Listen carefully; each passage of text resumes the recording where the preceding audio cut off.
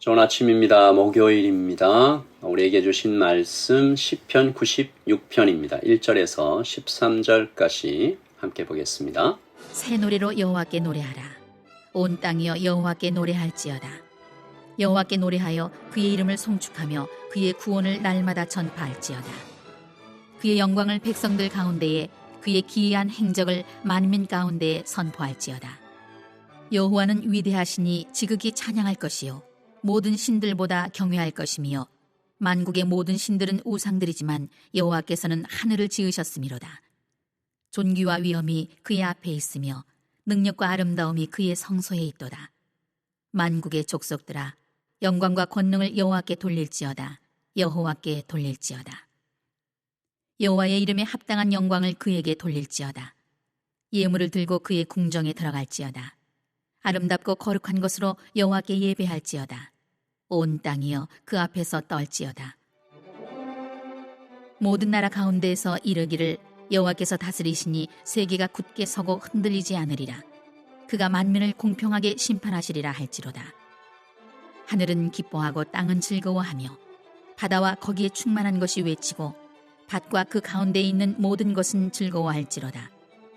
그때 숲의 모든 나무들이 여호와 앞에서 즐거이 노래하리니 그가 임하시되 땅을 심판하러 임하실 것임이라. 그가 의로 세계를 심판하시며 그의 진실하심으로 백성을 심판하시리로다. 아멘. 하나님의 말씀입니다. 한번 더 읽으시면서 묵상하시겠습니다.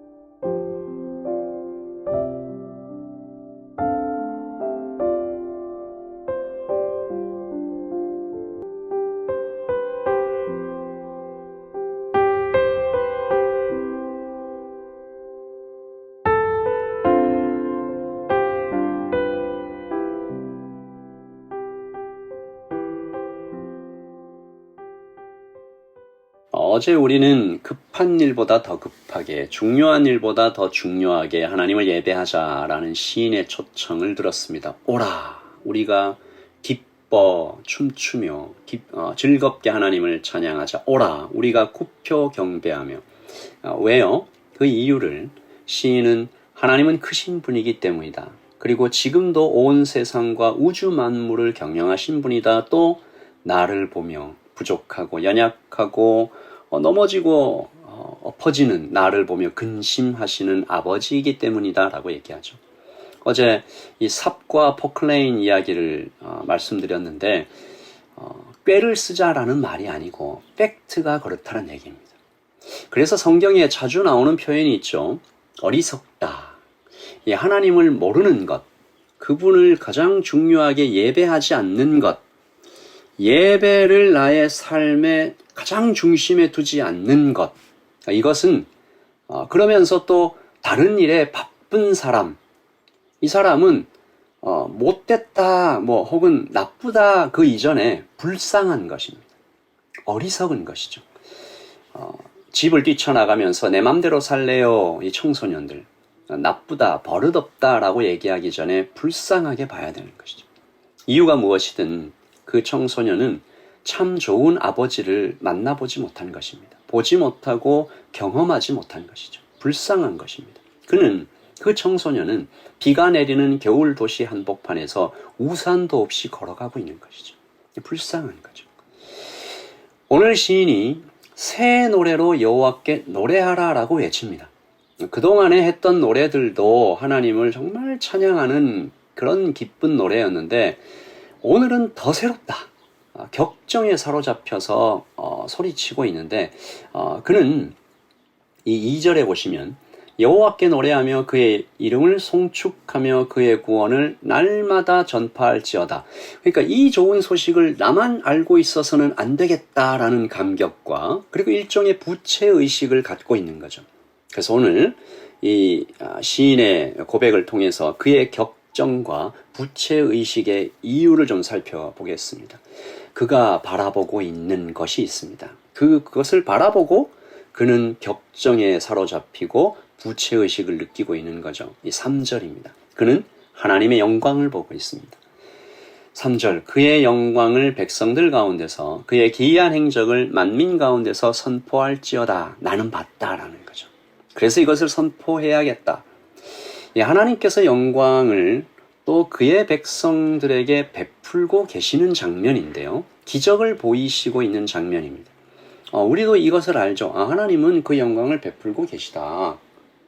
또 기적을 보이고 계시다. 다 알고 있어요. 뭐 이게 그렇게 감격할 일인가라는 생각이 들 수도 있는데 이어지는 말씀을 조금 더 살펴보면 10절 모든 나라 가운데서 이르기를 여호와께서 다스리시니 세계가 굳게 서고 흔들리지 않으리라.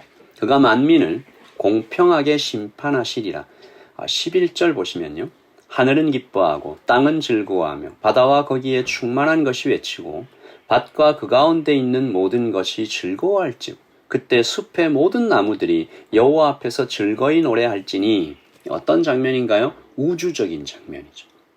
하나님의 영광을 설명하면서 그 영광이 나타나고 있는 곳, 우주적으로 그 영광이 나타나고 있는 것을 묘사하고 있는데 하나님의 영광이 뭘까? 도대체 그 무게와 크기와 가치는 얼마나 큰 것일까? 상상할 수 없는. 오늘 시편 96편에 이 시인은 그렇게 하나님의 영광이 우주적인 스케일로 곳곳에서 이렇게 내려앉는, 꽉 차 있는, 그래서 하나님은 심판자와 통치자로 나타나고 있는 것이죠. 어제 시편처럼 하나님이 통치자이시다, 하나님이 심판자이시다 라는 것만 살펴봐도 이 찬양이 막 터져 나올 수 있습니다. 그런데 오늘 이 시편은 한 발 더 나가죠. 더 놀라운 것은 그 영광이, 그 하나님의 통치가 어떤 하나의 목적과 방향을 향해서 흐르고 있다는 사실입니다. 5절이죠. 만국의 모든 신들은 우상들이지만 여호와께서는 하늘을 지으셨음이로다. 우주적인 스케일이죠. 여전히 6절. 존귀와 위엄이 그의 앞에 있으며, 여전히 우주적입니다. 그런데 능력과 아름다움이 그의 성소에 있도다. 갑자기 어마어마한 우주가 지구의 어떤 한 공간에 딱 모입니다. 성소죠. 하나님께서 정하신 지상에 존재하는 하나님의 집에 우주적인 스케일의 영광이 딱 모입니다. 여러분, 이것이 무엇을 의미하는지 여러분 알고 계시죠? 하나님의 영광과 존귀와 위엄이 우주를 넘어, 우주를 고스란히 담아 우리 가운데 와 계신 장면입니다. 이것을 깨달은 시인이 새 노래로 여호와께 노래하자, 온 땅이여 여호와께 노래하자, 그의 이름을 송축하자, 이렇게 노래하고 있는 것입니다. 그러니까 다시 말해서 내가 뭐라고? 사람이 무엇이길래 하나님이 그 영광을 우리 가운데 베푸셨을까? 그 우주적인 하나님의 영광이 어떻게 이 성소에 이렇게 모일 수가 있을까? 시인이 다른 할 말이 없는 거예요. 찬양하고 경배하자. 그리고 이 예배에 우주와 만물을 당연히 초청합니다. 7절. 만국의 족속들아, 영광과 권능을 여호와께 돌릴지어다. 여호와께 돌릴지어다. 그리고 이 어마어마한 이 찬양과 경배, 즉 예배에 우리까지 이렇게 초대하면서 우리 보고 뭘 하라고 그래요. 근데 이게 좀 불가능해 보여요. 8절과 9절이죠. 여호와 이름에 합당한 영광을 그에게 돌릴지어다. 예물을 들고 그의 궁정에 들어갈지어다. 9절. 아름답고 거룩한 것으로 여호와께 예배할지어다. 이제 우주적인 영광을 얘기를 하고 나서 이렇게 얘기한다는 거죠. 하나님의 이름에 합당한 영광, 그리고 그 예물을 가지고 와라. 그리고 9절. 아름답고 거룩한 것을 가지고 와서 예배해라. 우리가 어떻게 이런 예물을 준비하죠? 아름답고 거룩한 것이 나한테 있나요? 그래서 8절, 9절을 좀 읽으면, 이 시편 96편이 감격과 찬양의 시편일 뿐만 아니라 뭔가 이 절망하는 그런 내용인가? 제가 얼마 전에 영광에 대한 참 깊은, 굉장히 공감되는 설명 하나를 들었습니다. 영광은 그 존재의 본질과 아름다움이 충분히 드러나는 모습이다. 예를 들면 아이들이 이 놀이터에서 천진난만하게 뛰어노는 모습, 또 농부가 땀 흘려 기른 열매를 막 기뻐하고 있는 모습, 또 화가가 자신의 작품을 멋지게 완성되는 모습, 또 한 바리스타가 원두를 글라인딩해서 맛있는 커피 한 잔을 만들어 손님에게 내놓는 이런 장면들이 존재의 본질과 아름다움을 충분히 드러냈기 때문에 이 모든 것들은 하나님의 영광을 드러낸다.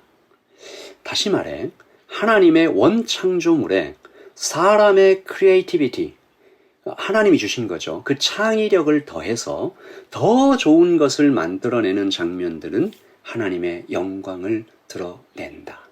그러므로 하나님은 하늘과 바다가 우주가 외치는 그 거대한 예배도 기뻐하시지만 성소에서 드리는 사람의 찬양을 더욱더 기뻐하신다. 거기엔 원창조물에 하나님의 형상, 즉 인간의 창의가 더해졌기 때문이죠. 다시 말해서 여기 9절에서 얘기한 아름답고 거룩한 것은 우리입니다. 내가 아름답고 거룩해요.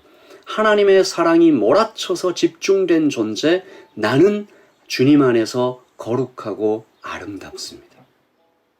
하나님 안에 있는 나는, 그리스도와 연합된 나는 그런 존재인 거죠. 놀라운 거죠.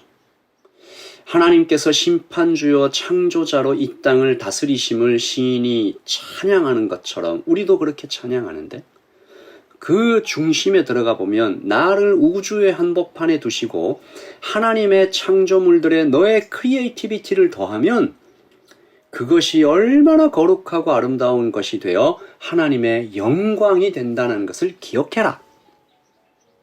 이 하나님의 음성을 우리가 듣는 것입니다. 여러분, 우리가 그런 존재로 오늘 하루하루를 살아갈 때 우리가 드리는 모든 찬양 중에 가장 시급하고 어제 묵상하고 좀 비슷하게 되는데, 우리가 드리는 모든 찬양 중에 가장 시급하고 크게 외쳐야 할 찬양은 마라나타라고 저는 믿습니다. 주 예수여 오시옵소서. 주님을 대망하는 찬양요. 우리는 역사의 맨 끝에 살고 있습니다. 오늘 시인의 고백이 그것이잖아요. 13절. 그가 임하시되 땅을 심판하러 임하실 것임이라. 그가 의로 세계를 심판하시며 그의 진실하심으로 백성을 심판하시리로다. 여러분, 이 고백에 담긴 그 깊은 찬양의 마음을 생각해 보십시다. 하나님이 오십니다. 땅을 심판하러 오십니다. 진실하심으로 백성을 심판하십니다. 그런데 나는 두렵지만 떨지 않습니다.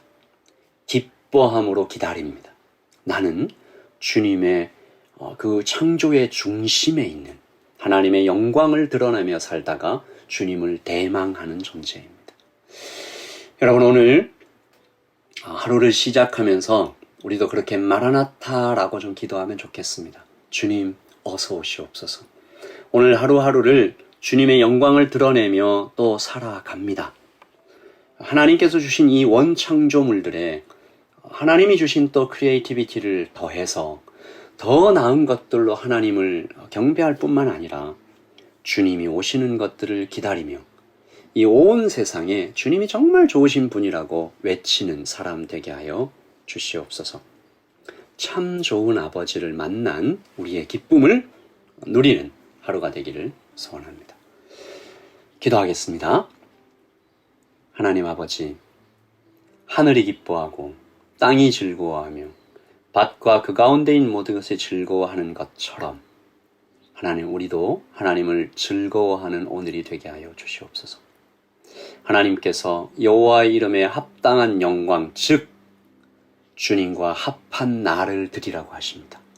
아름답고 거룩한 나로 하나님께 예배하라고 하십니다. 아버지 하나님, 우리가 속해 있는 모든 공동체에 만나고 있는 모든 사람들에게 마라나타, 이 좋으신 하나님이 우리의 참 아버지시며 그가 곧 오실 것이라는 이 좋은 소식을 전하며 살아가는 이 아침, 그리고 2023년의 마지막 날들이 되게 하여 주시옵소서. 한 해가 끝나듯이 역사도 끝이 날 것입니다. 그리고 우리는 그 역사의 맨 끝에 살고 있는 존재임을 기억합니다. 주님, 마라나타 어서 오시옵소서. 주님을 기다립니다. 주님을 감사합니다. 주님을 찬양합니다. 오늘을 주심을 기뻐합니다. 예수님의 이름으로 기도합니다. 아멘. 여러분, 오늘도 평안하십시오. 내일 아침에 또 하나님 말씀으로 뵙겠습니다. 샬롬.